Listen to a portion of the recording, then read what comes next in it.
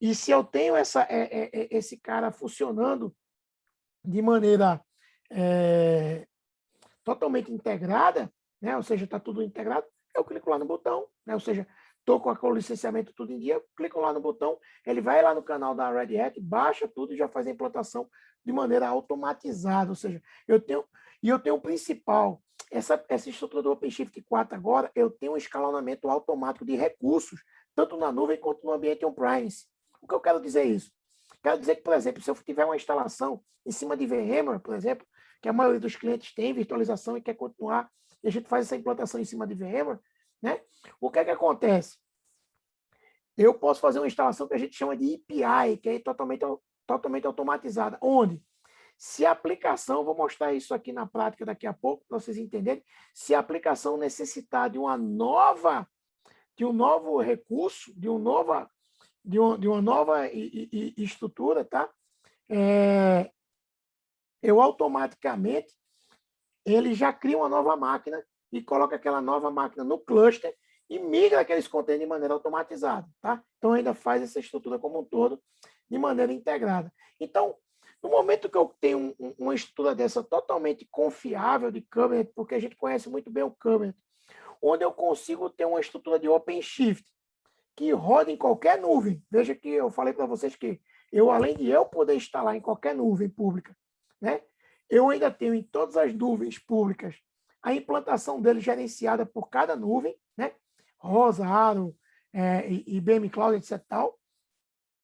Eu consigo botar esse cara também para instalar em qualquer estrutura on-premise, seja ela Bare Metal, seja ela em Heavy, que é a nossa estrutura, VMware, né, que é a estrutura virtualizada da VMware, etc. Tal.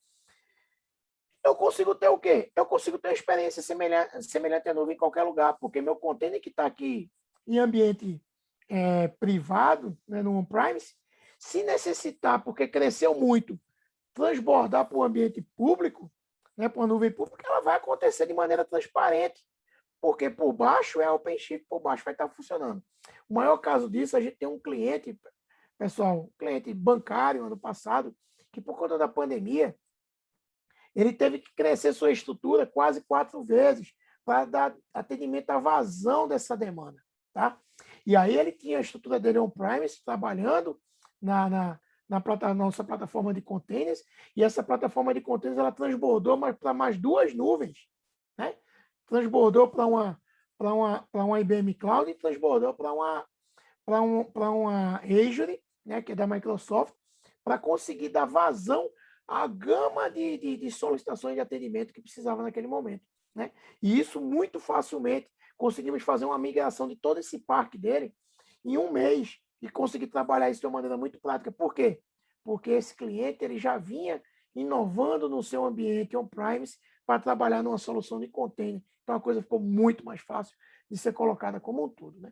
E aí, no momento que eu tenho essa experiência de nuvem em qualquer lugar, pessoal, o que é que acontece?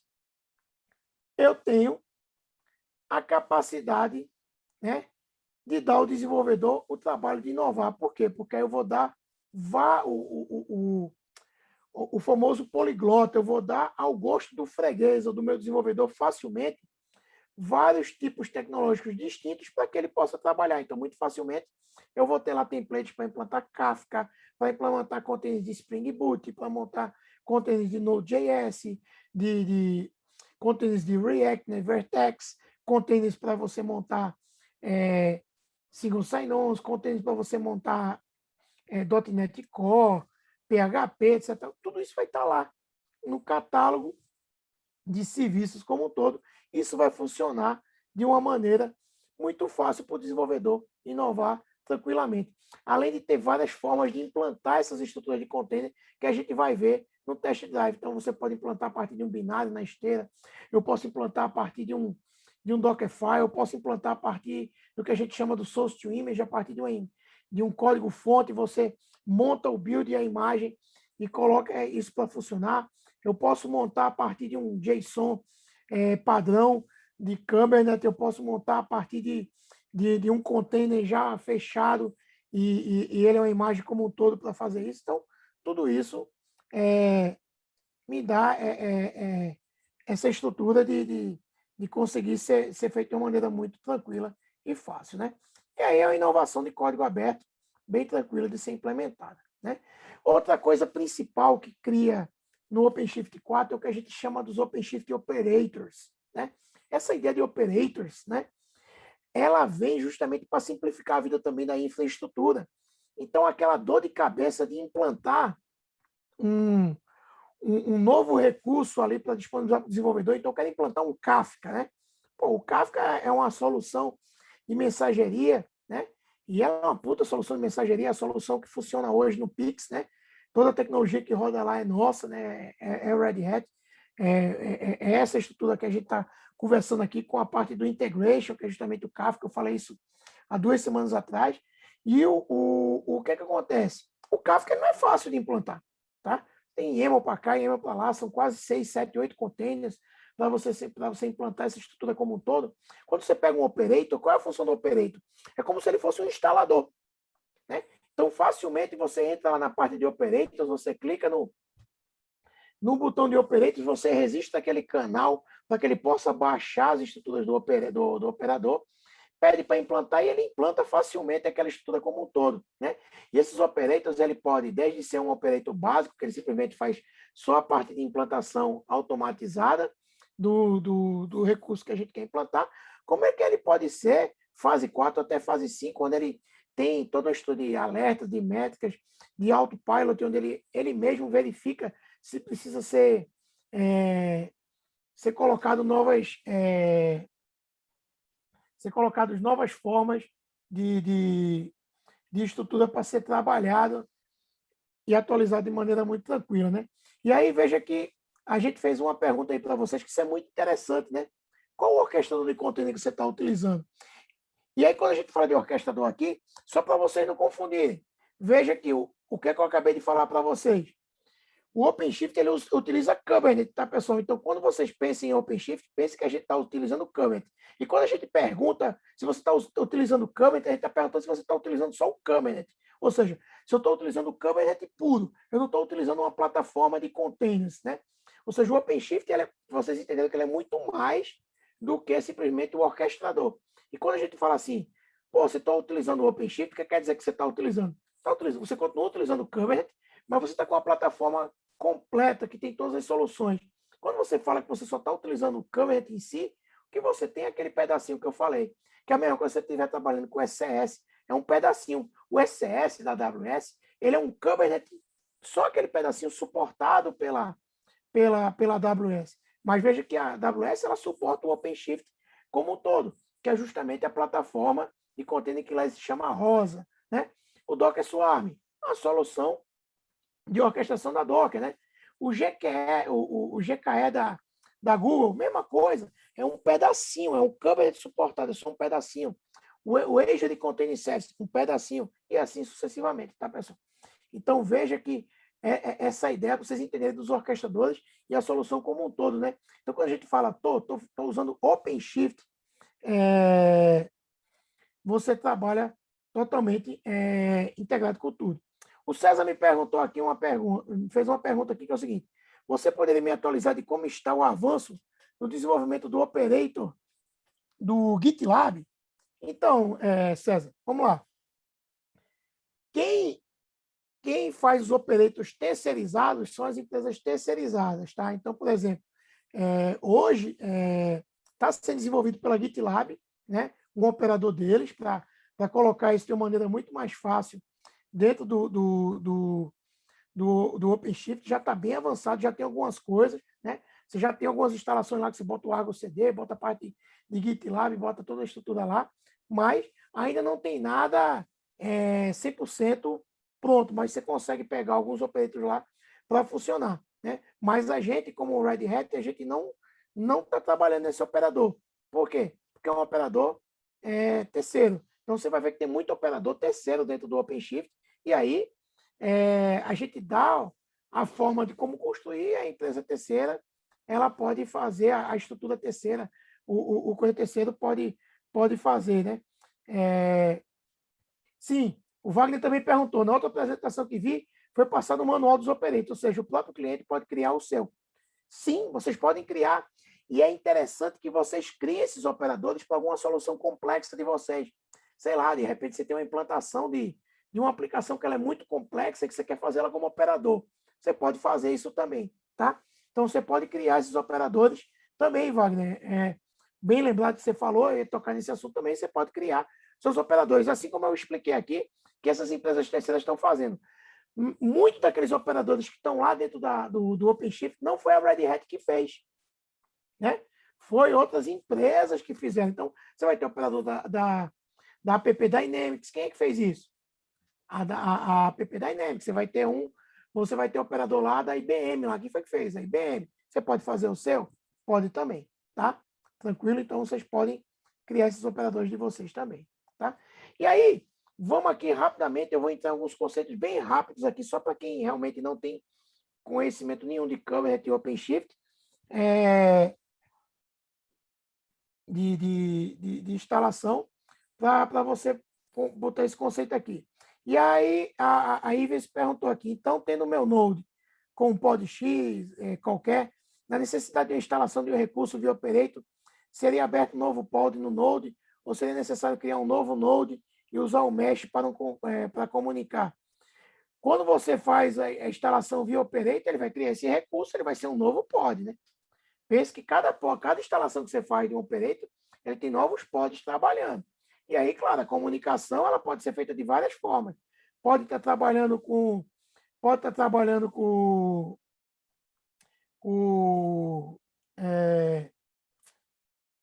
como é que se diz? Você pode estar trabalhando com mesh para comunicar, você pode estar trabalhando com exposição de serviço.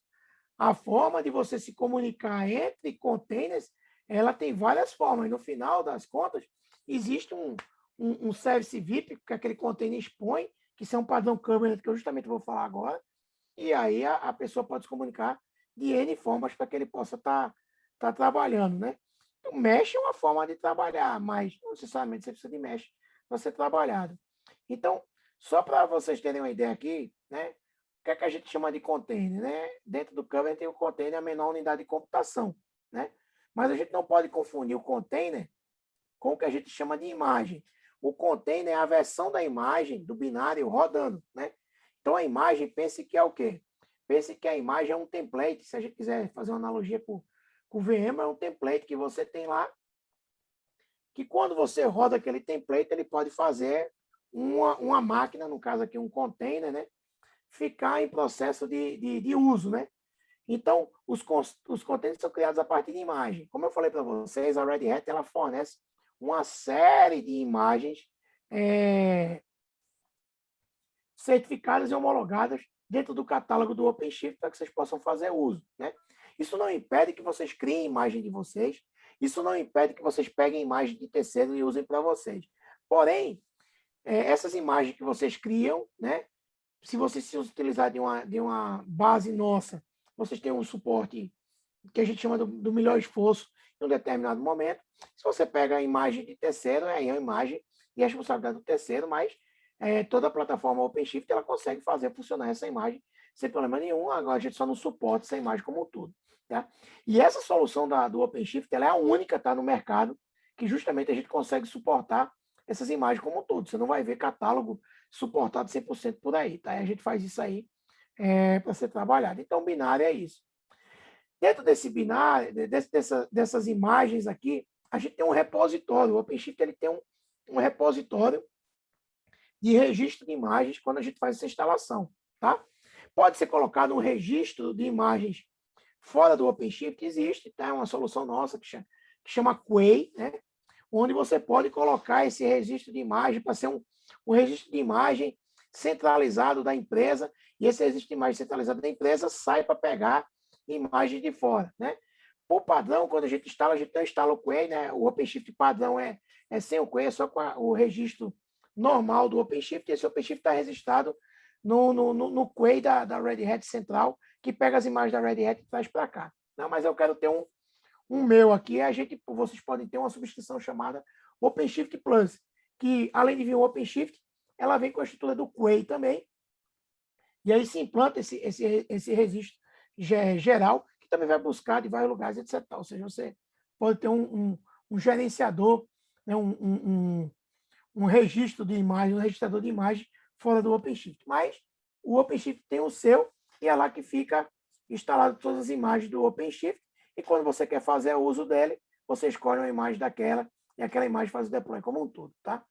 Esse repositório ele vai ter várias versões, né? Desde a versão latest, que é a última, né? Ou seja, é aquela versão que ele sai para buscar a mais nova que tem, se não tiver a mais nova lá fora, ele usa a que está aqui interna, né? Há versões que você vai mantendo lá. Então, front-end 1.0, 1.1, 2.0, latest, Mongo 3.4 e etc. Então, você contém todo um cenário aí de registro de imagens como um todo aí para você trabalhar, tá? E aí o container, tá? Esse container, ele é empacotado, quando ele empacota, a gente chama esse empacotamento dentro do Camel de pods. E por que a gente chama de pod, pessoal? Porque o pod, ele é uma unidade de implantação e gerenciamento que pode ter um ou vários containers. Vou dar um exemplo. Pode ser que seu pod seja uma aplicação que tenha uma aplicação front-end e um banco de dados, sei lá, um Postgre, um banco NoSQL, né? Esse banco de dados ele não vai ter saída para fora, ele não vai expor. Esse container não vai ser exposto para fora. Mas o container de front-end, você quer expor ele. Então, esse cara como um todo, ele faz uso de um IP só único, né? Que contém dois caras, e um deles é que dá a saída desse IP único para como um todo. Então, o pod que a gente chama é justamente a unidade de gerenciamento que pode ter um ou mais containers como um todo, tá? E aí, o que é que o Kubernetes e o orquestrador ele tem o poder de fazer? Ele tem a ideia do orquestrador é justamente isso, garantir que um determinado número de pods esteja em execução a qualquer momento. Então, por exemplo, você vai ter um cara lá chamado Replication Controller, Replication Set, que ele vai dizer o seguinte: se eu digo que eu tenho um container para esse tipo de aplicação, se eu tentar derrubar, ele novamente vai criar esse caso. Se eu tentar derrubar, ele novamente ele vai criar. Só que o que é que o orquestrador faz? Ele é inteligente. Se ele criou nessa máquina aqui e derrubou aqui, ele entende o seguinte: poxa, pode ser que essa máquina aqui esteja com problema, então eu vou nascer esse container em, em outra máquina, em outro node. Ah, derrubou aqui e assim sucessivamente. Então ele tenta manter, tá? Então, o orquestrador ele tem o poder de fazer essa ideia. O Replication Control e o Replication Set, ele garantiu o número de pontos. Se são 3, se cai um, ele tem que voltar para 3, não pode ficar em 2, tem que ficar em 3, e assim sucessivamente. Tá? Ele também tem o poder, né? O orquestrador ele tem o poder, né? De fazer um controle de definir versões de pod. O que quer dizer isso? Quer dizer que cada instalação, cada implantação, eu vou gerando versões. Então, isso quer dizer que se eu fizer um novo deploy, né, e se de repente esse deploy não foi legal, tinha algum erro, eu facilmente posso dar um rollout para voltar para a versão anterior, e ele volta para a versão anterior em questões aí de segundos ou até de minutos, e essa aplicação volta a ficar em funcionamento, que é diferente de quando a gente colocava para funcionar no ambiente tradicional, e aí era que Deus acuda, faz backup, eita, fez configuração tal, tem que botar. Não, ele volta e volta para a estratégia anterior, como se nada tivesse acontecido de uma maneira muito simples. Então, ele consegue garantir isso, né? Assim como ele consegue garantir também que eu tenha em todos os nós ou em alguns nós uma cópia de cada pod. O que eu quero dizer é isso? Vamos supor que eu tenho uma instalação com 3 worker nodes, ou seja, eu tenho 3 nós de container.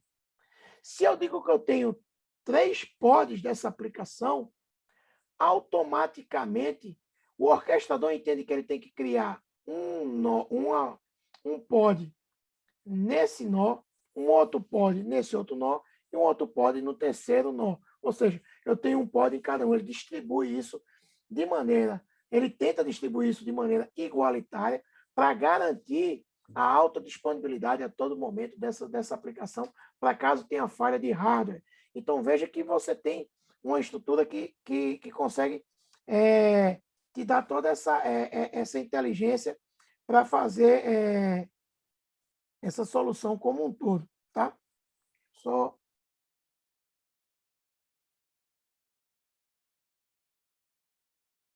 deixa eu só pegar aqui. Não, comparando com o Rancher e Docker, seria como o Health Check. Não, o Health Check vai ser outra coisa que eu vou falar daqui a pouco, que é teste de integridade da aplicação. Pessoal, pessoal, vocês entenderem, o que acontece? O Rancher, ele por baixo, hoje ele está utilizando as versões mais novas do Rancher, não sei qual que você está rodando, mas a versão mais nova do Rancher, ele trabalha com estrutura de Kubernetes também, tá? Então, essa estrutura de Health Check existe aqui no OpenShift, como vai existir em qualquer solução que tenha um Kubernetes, um orquestrador funcionando. Por quê? Porque isso são coisas do orquestrador, tem que ter, isso é o mínimo que tem que ter, tá? Então, é isso que eu estou falando aqui, que é o que a gente chama de princípios básicos. Todas as soluções de Kubernetes tem que ter. Até a Kubernetes pura, só que você vai implementar ela de maneira manual. Mas ela tem que ter, porque isso é uma estrutura Kubernetes, não é uma estrutura do OpenShift, não é uma estrutura do Rancher, não é uma estrutura esqueci, me fugiu o nome agora aqui do da VMware, mas não é da estrutura do VMware, nem etc, etc tal. Essa questão do Health Check eu vou mostrar daqui a pouco.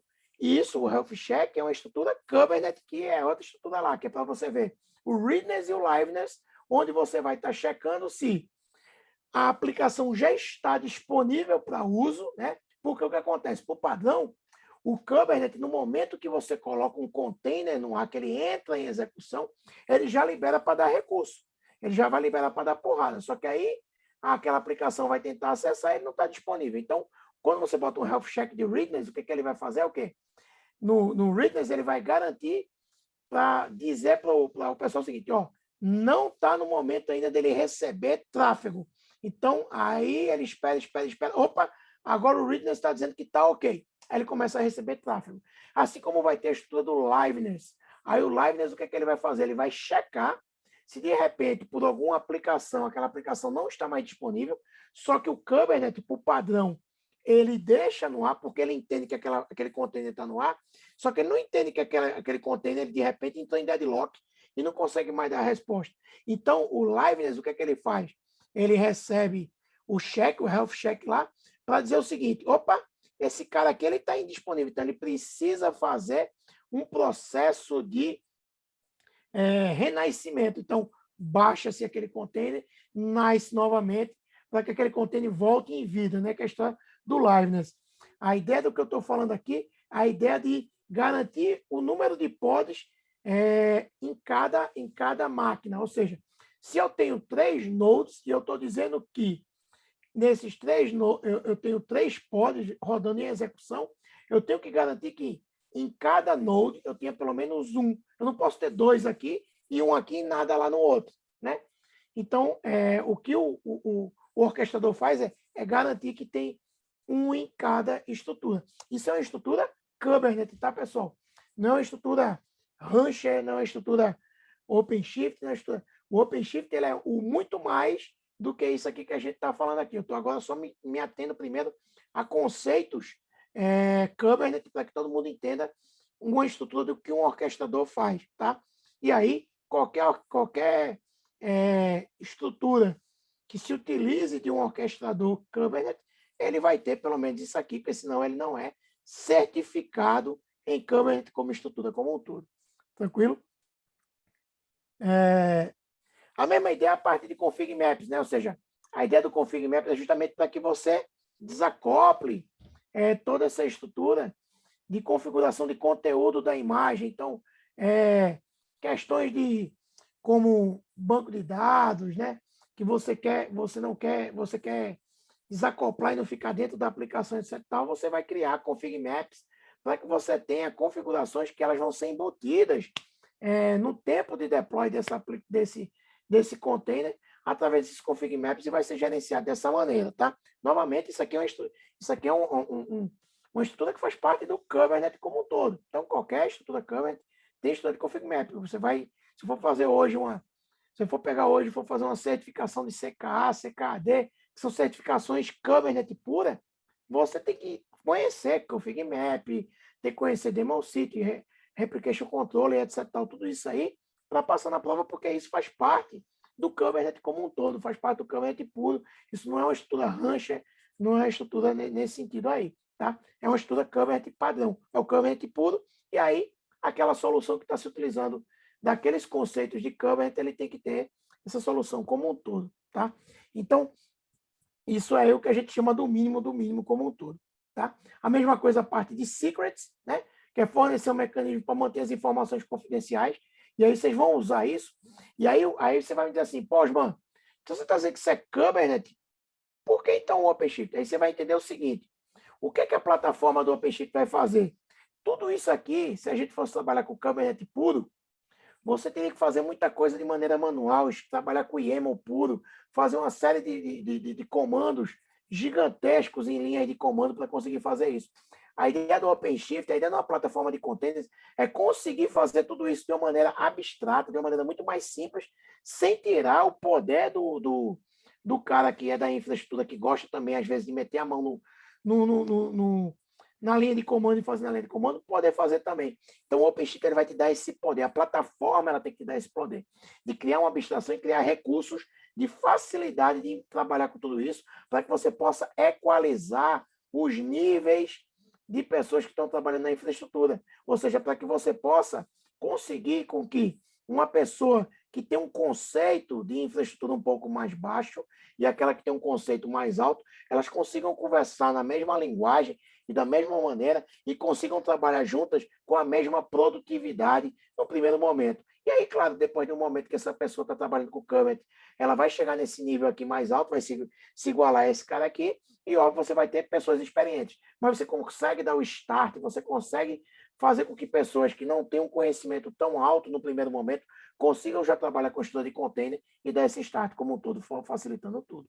Tá? E aí, uma coisa que bem tranquila que é feita justamente aqui no OpenShift para facilitar a vida, né? Essa facilidade. Então, por padrão, quando você bota, se utilizando de Kubernetes, você coloca uma aplicação no ar, essa aplicação ela vai precisar ter que expor esse serviço, né? Para você expor isso, você tem que dar linhas de comandos, você tem que fazer comandos no Kubernetes para poder expor esses containers, né? Ou seja, é como se ele criasse um VIP agora, e esse VIP aqui, ele tem um IP único que consegue bater nos IPs de cada container, ele consegue balancear isso de maneira adequada. O OpenShift, na hora que você vai fazer essa implantação, ele já faz esse VIP para você na hora que você faz a implantação desse container, ou seja, ele faz essa facilidade justamente para que você possa criar esse service, para que outras aplicações que queiram acessar esses containers aqui do lado direito possam acessar de uma maneira muito tranquila, porque o que ele vai fazer? Ele não vai bater diretamente no container, né? Ele vai bater no back-end, no service, e a partir desse service é justamente ele que vai bater para acessar o pod como um todo, tá? E aí você tem isso aí funcionando de maneira tranquila.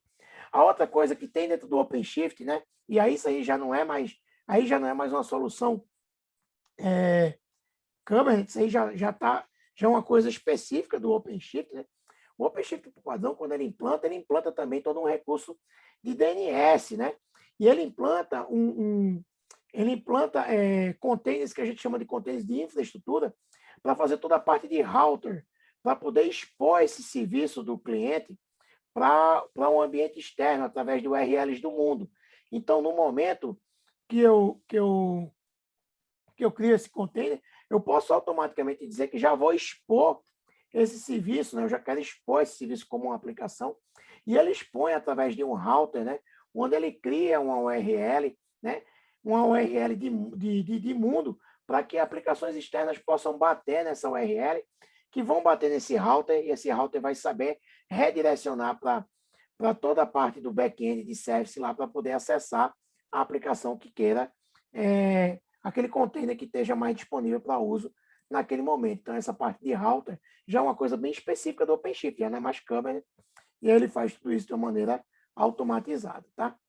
A mesma coisa aqui, a gente tem o volume persistente, né? Ou seja, o Kubernetes ele te dá o poder de você ter o persistence volume claim, né? Para que você possa disponibilizar storage para suas aplicações através do container, o container possa acessar storage físico, e aí aquele container que é volátil, ele passa a ser um container persistente. Por padrão, o OpenShift ele já consegue fazer o que a gente chama de provisionamento dinâmico desses containers, né? através de duas formas. A primeira é seu storage, né? Seu storage, seu hardware de storage, ele tem o poder de fornecer para o OpenShift storage tanto em bloco quanto em estruturas de file, e aí a gente consegue prover essa conexão direta entre o storage e o OpenShift de maneira automatizada. Então, por exemplo, isso já é feito de uma maneira muito tranquila em qualquer estrutura que tenha isso. Ou, caso o cliente não tenha essa forma de fornecer, a gente coloca uma outra camada abaixo do OpenShift, que a gente chama de OpenShift Container Storage, né? Hoje chamado de OpenShift Data Foundation, né? Onde a gente cria uma camada de software para se plugar o storage de vocês e fornecer essa estrutura dinâmica de persistence volume claim para os containers que tenham essa necessidade. Então, isso já é feito de maneira automatizada. Isso usa tecnologia Ceph por baixo para justamente fazer todo esse processo de criar volumes persistentes para os containers que se tornem necessários. Tá? E aí chega na parte ali que o Ives questionou, né? A questão do health check, o liveness e o readiness aqui, ó. Isso, novamente, isso aí é uma coisa bem isso é uma questão bem de Kubernetes. Mas o que a Red Hat fez no OpenShift?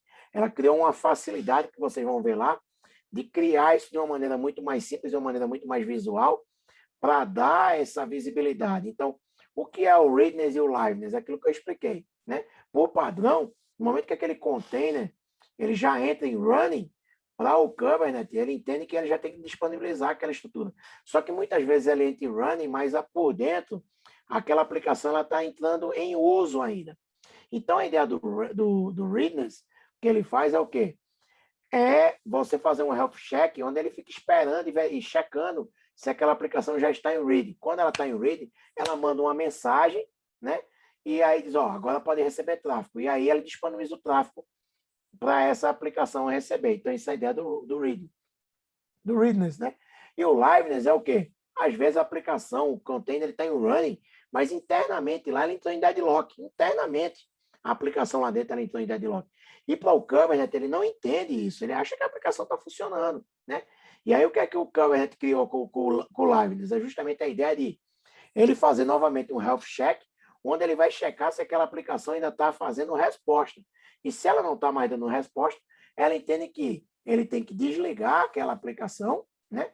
Ele tem que reiniciar, fazer um reboot daquele container e colocar aquele container novamente no ar para que ele se torne disponível. Tá? Isso é o que a gente chama do Liveness Readiness, que é o que o Ives tinha perguntado aí sobre a questão do Health Check. Isso que é a ideia do Health Check aqui, né? Aquela ideia do Daemon City é outra estrutura que é o seguinte: se eu tenho 2 containers, eu tenho que ter 2 containers sempre. Só que esses 2 containers ele tem que igualitariamente se redistribuir nos meus nós. Claro que se eu tenho 10 nós, não vai preencher em todos os nós, mas pelo menos esses 2 containers tem que estar um container em um nó e outro container em outro nó, tá? Então, isso é a garantia como um todo, tá? Aí, a outra coisa que a Red Hat, ela estendeu, né? Por padrão, o Kubernetes tem uma estrutura de namespaces, né? Onde com esses namespaces você cria segmentações entre o que é que você vai rodar, um pedaço de um container está rodando aqui, e ele só cai nesse namespace, outro container só cai aqui por conta daquele outro namespace, etc, etc e tal. Tá? A Red Hat ela estendeu esse conceito de namespace e chamou de projects, onde além de você ter esse conceito de um container cair só para aquele projeto e cair até para aquela máquina específica, ele ainda consegue dar toda a questão de permissionamento para ambientes, equipes, grupos e departamentos. Então, muito facilmente, com essa extensão, eu consigo dizer que em determinado namespace, que a gente chama aqui de project, né, ele é desenv, e esse desenv ele cai só em máquina XYZ, né, e ele só tem acesso ao usuário HWY. Então, isso quer dizer que eu isolo. Então, nem todo mundo tem acesso. Então, por exemplo, esse usuário aqui, que eu estou dando como exemplo, ele só vai ter acesso ao projeto Payment Dev. É o que vai acontecer mais ou menos com vocês quando eu disponibilizar os usuários para vocês. Eu vou logar aqui primeiramente no OpenShift como um todo, eu vou me logar com o usuário administrador, eu vou ter acesso a tudo, né? mas eu vou dar usuários para vocês que vocês vão estar restritos ao project de vocês. Então, por que isso? Para justamente ninguém fazer deploy no project de ninguém, né? A não ser que alguém pegue o usuário do outro. Mas cada um ficar no seu usuário, ninguém vai pegar o usuário de ninguém, ninguém vai conseguir fazer deploy de ninguém, ninguém vai fazer mexer na estrutura de ninguém. Ou seja, isso segmenta essa estrutura como um todo, tá? Então, essa ideia de namespace aqui dentro do OpenShift, ele estende esse conceito e chama esse conceito de project, né? E aí dentro do OpenShift também, a gente tem formas de build e deploy dessas imagens. Vocês vão ver isso na prática hoje, quando estiverem trabalhando. A primeira mais comum que se tem dentro do OpenShift é a que a gente chama de source to image, né?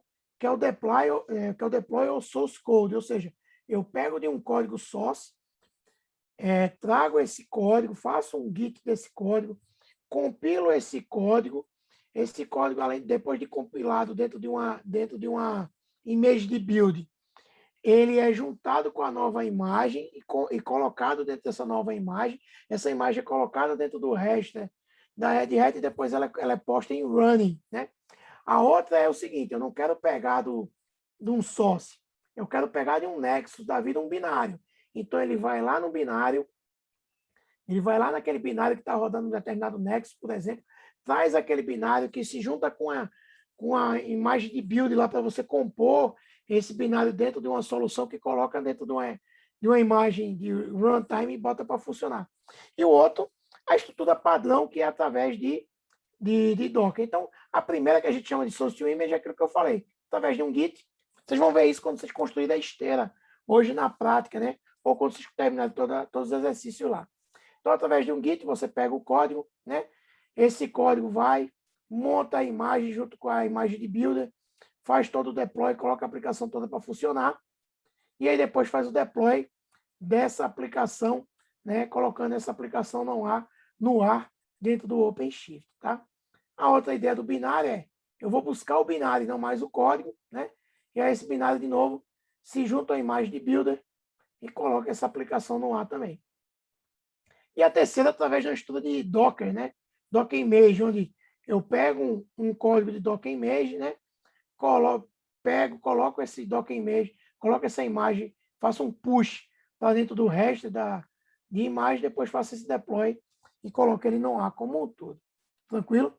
Então, isso é o que eu queria mostrar para vocês, da parte teórica para vocês, tá, pessoal? Da parte de teoria dessa estrutura de como um todo, tá?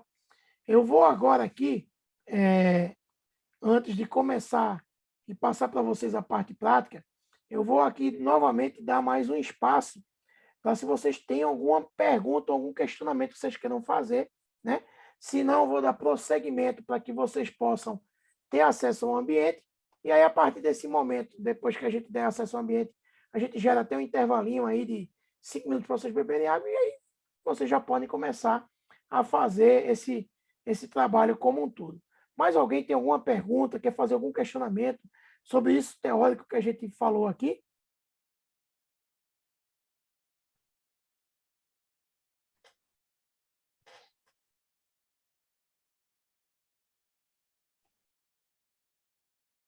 Se alguém quiser, nesse momento agora que eu terminei aqui, se alguém quiser abrir rapidamente o microfone para fazer alguma pergunta, pode também, tá, pessoal?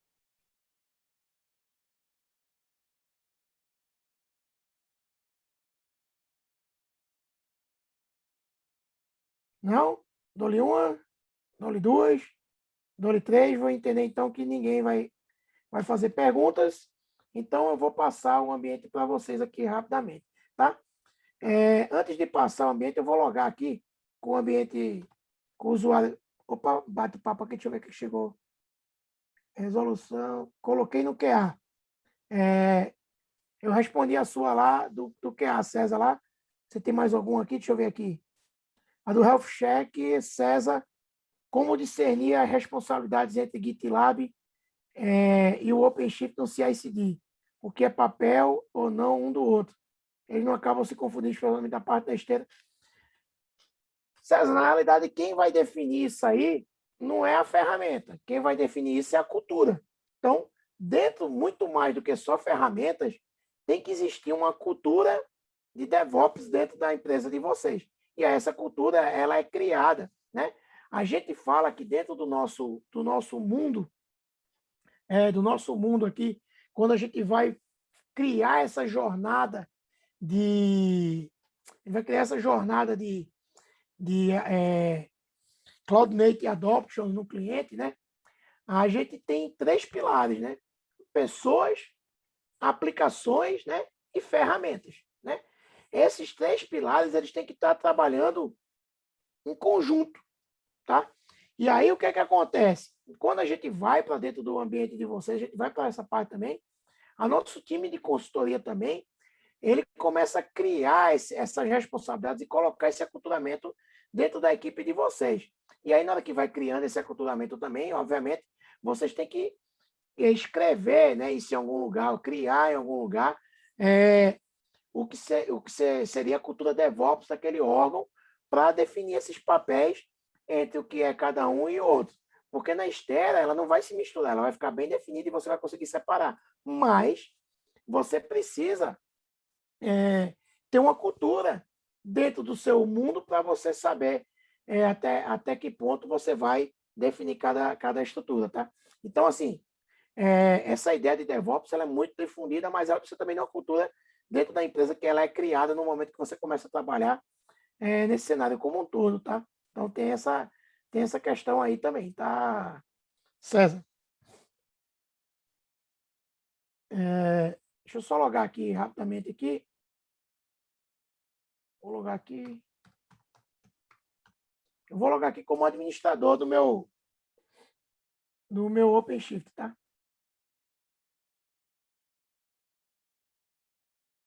Só aproveitar aqui também, aumentar aqui o tempo dele aqui, tá? Pode digitei a senha errada aqui, peraí.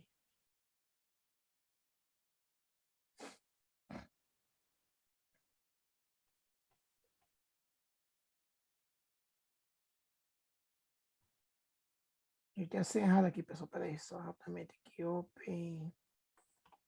OpenTLC.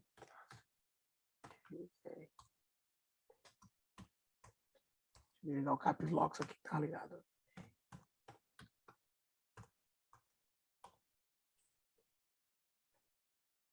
Pronto. Então, vou logar aqui só para vocês entenderem a ideia que eu falei para vocês. A primeira questão da atualização, tá, pessoal? Então, eu não vou clicar aqui no botão que o vai começar a fazer a atualização, tá? Eu vou só mostrar para vocês que é o seguinte, muito facilmente, hoje, essa atualização aqui, ela pode vir de maneira simples. Então, hoje eu estou na 4.6.16. Existe a 4.6.34, então eu podia clicar aqui no botão de update, ele ia fazer sozinho essa atualização em questão de algumas horas. 1h30, 2 horas, ele estava totalmente atualizado aqui o meu. O meu aqui é um ambiente até robusto, ele tem 18 nós, tá? Ele tem 18 nós aqui funcionando. Vou mostrar isso para vocês daqui a pouco de máquinas, tá? Como eu podia muito bem também trocar a versão, estou na versão 4.6, eu quero ir para 4.7, eu mudava aqui o canal, ele mudava para o canal 4.7, eu clicava no botão de update, ele começava a atualizar para 4.7, isso é totalmente de maneira automatizada, tá, pessoal? Então, você consegue ter isso. A outra questão aqui, que eu estou rodando aqui, deixa eu ir para a parte de computer, tá? Eu estou rodando esse ambiente de maneira API, de maneira totalmente automatizada. Então, veja aqui que eu estou com vários nodes aqui, eu tenho 18 nodes, 16 nodes aqui, tá? Tenho 16 nodes aqui implantados. E eu podia muito bem crescer esses nodes aqui, ó. Eu podia chegar aqui agora, só tirar aqui que está me atrapalhando isso aqui. Eu podia chegar aqui agora e dizer que eu quero trabalhar nesse cluster aqui de 6 nodes, eu quero trabalhar com 7, tá? No momento que eu fiz isso, eu vou aqui para a parte de machines para mostrar para vocês, ó. Comecei a provisionar automaticamente uma nova máquina, tá? Se eu fosse lá na Amazon, esse bem está rodando na Amazon, você ia ver com a nova EC2 ia começar a ser provisionada de maneira automatizada. Do mesmo jeito que isso acontece na nuvem, isso acontece também no ambiente de vocês, on-premise, se estiver trabalhando. Então, por exemplo, se no VM eu instalar de maneira... se eu instalar no ambiente on-premise de vocês, a instalação API, uma nova máquina ia começar a provisionar de maneira automatizada. Então, não precisava lá criar nova máquina, colocar aquela máquina para funcionar junto com o OpenShift. Então, isso aqui já vai ficar daqui a pouco pronto para uso, né? Daqui a pouco esse nó ele vai estar pronto para uso aqui de maneira específica e automaticamente os pods de um determinado nó ia se redistribuir para esse outro nó de maneira automatizada, de maneira totalmente íntegra e funcional, tá? Ou seja, isso é um recurso feito de maneira justamente porque a gente criou essa ideia de tudo ser uma coisa só, tudo ser totalmente integrado de maneira simples e prática, tá? Então, você consegue ter isso aqui de maneira simples nessa parte de máquina também. A outra ideia aqui também é o que eu falei para você da parte dos operators, aqui, ó. Vou mostrar para vocês aqui a parte de operators, aqui, ó.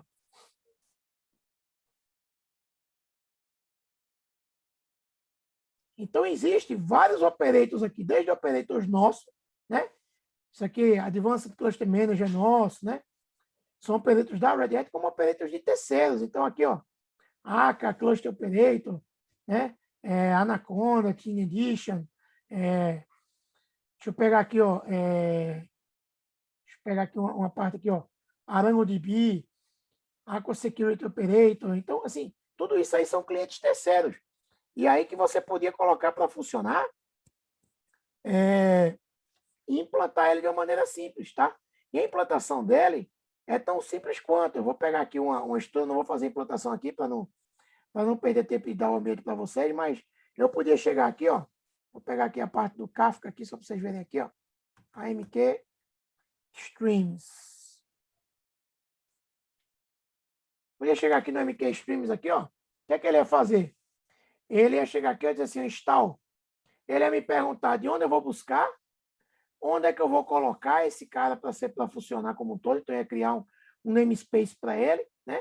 E aí, que é um project, e mandar rodar, e ele ia fazer toda a implantação. Depois que estivesse pronto, eu facilmente ia colocar um Kafka Cluster no ar, né? É só clicar no botão lá do Kafka, ele ia provisionar para mim um Kafka Cluster para mim no ar, de maneira simples e prática. Ou seja, isso são estruturas que facilitam a ideia como um todo desse processo de trabalho, tá? Veja que agora aquele provisional node, ó, já está como running, tá vendo? Ó? Voltei aqui só para mostrar para vocês aqui, ó, aquele, ó, provisionado como um nó, tá? Ele entrou como um nó e automaticamente, se eu voltasse agora aqui, ó, no meu overview, você vai ver que tem alguns pods aqui, ó, que estão se reestruturando aqui, eles estão se reiniciando, justamente porque eles estão entrando na outra máquina lá, que eu criei para ser colocada no ar como um todo, tá? Então, ele está sendo colocado no ar para ser funcionado e ser colocado e ser estruturado como um todo. Então, veja que agora eu tenho o quê? Eu tenho 20 nós, não as 19, tá? Mas eu podia muito bem matar um carinha daquele lá, né? Eu podia matar uma estrutura daquela. Deixa eu só voltar aqui para a parte do machine set aqui. Eu podia chegar aqui e mandar botar 6 aqui novamente, né? E o que é que ele ia fazer? Ele ia matar essa estrutura de um nó daquele ali e ia redistribuir como um todo, né? Agora vou deixar aqui os 20 aqui, até para ele não fazer isso e não atrapalhar o trabalho de vocês. Veja que aquelas aplicações já se redistribuíram, tá? Eu não vou fazer novamente baixar, porque senão ele vai começar a fazer tudo novamente e aí vai atrapalhar o trabalho que é justamente passar esse ambiente para vocês. Então, o que é que eu vou fazer aqui para vocês? Como é que vai funcionar? Deixa eu deslogar aqui do ambiente administrador para vocês entenderem como é que vai funcionar. Então, eu vou passar para vocês aqui, ó, uma URL, que é essa URL aqui. Vocês vão entrar nessa URL aqui, vocês vão colocar o nome de vocês e um usuário qualquer. Existem 80 usuários aqui, na realidade 79, tá? O usuário 1 eu peguei para mim aqui, tá? Até para eu poder checar as coisas se der algum problema, tá? E vocês têm 79 usuários para vocês escolherem qual é o de vocês. Por favor, pessoal, não usem o usuário do coleguinha. A senha está igual, eu não mudei a senha para ninguém. A senha de todo mundo é igual. A senha o usuário de cada um vai ser. Vamos supor que você escolhe o usuário 5, você bota seu nome aqui, feito o meu, né? Eu estou no usuário 1, então eu vou sempre utilizar o usuário 1, a senha OpenShift. O usuário 2, a senha também vai ser OpenShift. Então, por favor, por mais que vocês saibam a senha do coleguinha, não entrem no usuário do coleguinha, tá? Trabalhem com o usuário de vocês. E aí, como é que vai funcionar? No caso meu aqui, né? Usuário 1. Então, aqui está o URL dos labs. Eu vou clicar aqui no lab. Ele vai abrir para mim o meu lab aqui, vai colocar no ar o meu lab. Ele já abriu para mim aqui logado, porque eu já estava logado com o usuário 1, tá? Ele vai colocar esse cara aqui para ser logado. Deixa eu só deslogar para ficar mais fácil de vocês entenderem aqui como é que vai funcionar, tá? Deixa eu dar o login aqui dele. Então, ele vai chegar e ele vai abrir essa tela aqui logada. Eu vou colocar lá user1, que é o meu, né? OpenShift. O que vai acontecer com vocês aí. E aí ele vai criar um container, ele vai fazer uma estrutura de container aqui para vocês, onde esse container ele vai pegar e vai ter um cenário, tá? Ele está startando aqui, eu já startei meu container no notebook, onde ele vai ter um cenário com os passos que você tem que fazer do exercício, ele vai ter um terminalzinho do lado direito, onde você, quando você tiver que usar terminal, você possa usar, e ele vai ter as instruções do que tem que ser feito como um todo, tá? Enquanto ele está subindo aqui, eu vou passar para vocês essa URL aqui para vocês irem colocando os usuários de vocês, tá? Então, deixa eu passar aqui. Estou colocando aqui no bate-papo de vocês, tá? Esse ambiente no chat, tá? Então, vamos lá aqui. Esse link eu quero que vocês agora coloquem o nome de vocês lá no workshop antes de começar a estrutura como um todo, tá? Então, coloquem aqui, acessem e vá colocando o nome de vocês aqui nessa estrutura de usuários como um todo, tá? Deixa eu só abrir aqui o meu, porque como eu fiz aquele reiniciar, eu criei aquela máquina como um todo, ele agora vai sair recriando tudo que já estava criado para vocês.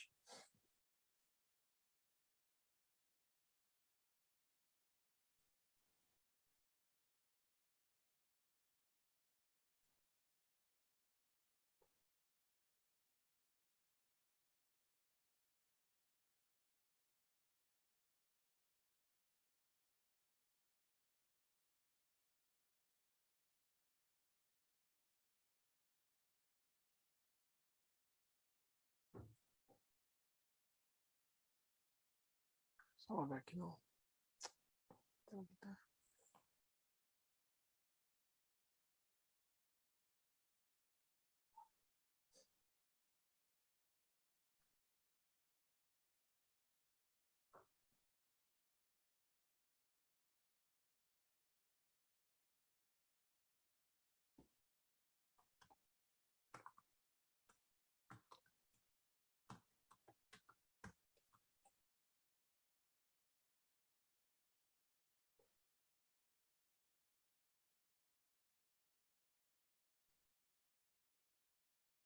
Não, um timeout aqui no meu aqui, deixa eu só... Se eu logo aqui que ele... O ambiente já estava criado aqui, o meu container estava no ar. Quero que ele crie o meu container como um todo. Tá, pessoal? Então, vocês já podem, clicando lá naquele link que está lá, tá? Na hora que vocês definirem qual é o usuário de vocês, eu quero que vocês cliquem no link de vocês, cliquem no link nesse Labs aqui, tá? E aqui já está abrindo aqui, ó, como é que vai funcionar o test drive aqui, ó. Ele vai abrir um terminal aqui para a gente. Além do terminal, você tem aqui o roteirinho do sumário. Então, você vai andando aqui no sumário, ele vai explicando, então, como é que vai estar estruturado o ambiente, etc e tal, né? Como é que você pode trabalhar aqui, escrever aqui, que ele vai estar passando todo o comando aqui, ó. Você vê que isso aqui é um terminal normal, né?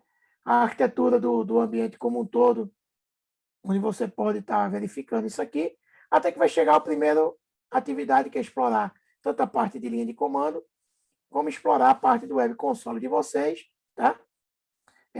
E depois de tal coisa, você vai andando, até funcionar tudo isso aqui, tá? Pergunta aqui do César, quando ficar disponível até o ambiente? Novamente, no momento que eu comecei lá, tinha pouca gente, vou explicar aqui para todo mundo novamente, tá? O ambiente vai estar disponível para vocês até a meia-noite da sexta-feira, pessoal. Porém, como é que funciona o ambiente? Hoje esse ambiente vai estar ligado até meia-noite. À meia-noite ele vai desligar, tá?